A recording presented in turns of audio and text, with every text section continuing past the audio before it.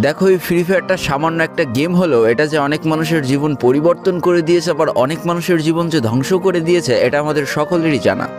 তবে সামান্য এই গেমটা যে গোটা একটা পরিবারকে আবার নতুন করে জীবন দান করবে এটা আসলে সকলের অজানা ছিল।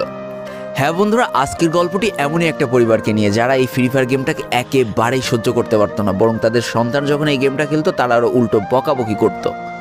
আর ভাগ্যের কি অপূর্ব লীলা খেলা, তখন সেই গেমটা আজকে গোটা পরিবারটাকে বাঁচিয়ে রেখেছে। আর এখন তার বাবা মাও উৎসাহ দেয় তাদের সন্তানকে যে ফ্রি ফায়ার খেলো। এজন্যই চলো জেনে আসি আসলে কি এমন ঘটেছিল ওই পরিবারটার সাথে। তো বেশি ব্যাকপ্যাক না করে ছোট্ট একটা ইন্ট্রো দিয়ে আজকের ভিডিও শুরু করা যাক।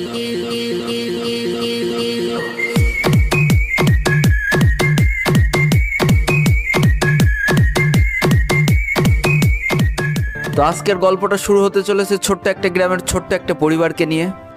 বাবা মা এবং তাদের দুই সন্তান অর্থাৎ দুই ভাই, ছোট্ট একটা পরিবার, খুব সুন্দরভাবে তাদের জীবনযাত্রা চলে যাচ্ছিল। বড় ভাই একটা কোম্পানিতে লেবারের চাকরি করে, বাবা কৃষিকাজ করে, আর তাদের ছোট সন্তান অর্থাৎ ছোট ছেলে কিন্তু ক্লাস 8-এ পড়াশোনা করে। দারিদ্রতার বেড়াজালে আটকে পড়া পরিবারকে সাপোর্ট দেওয়ার জন্য তাদের বড় ভাইকে খুব অল্প বয়সে কাজে চলে যেতে হয়েছে। এই জন্য বড় ভাইয়ের পড়াশোনাটা ঠিকমতো হয়ে ওঠেনি। তবে বাবা মার একটাই স্বপ্ন ছিল যে তাদের ছোট সন্তান অর্থাৎ ছোট ছেলে যাতে উচ্চশিক্ষায় শিক্ষিত হয়। এই জন্য বাবা কৃষিকাজ করলেও সারাদিন মাঠে তুমুল কষ্ট করে এসে বাসায় যখন এসে দেখতো তাদের ছোট সন্তান পড়াশোনা করতেছে, সমস্ত কষ্ট এক চান্সে দূর হয়ে যেত।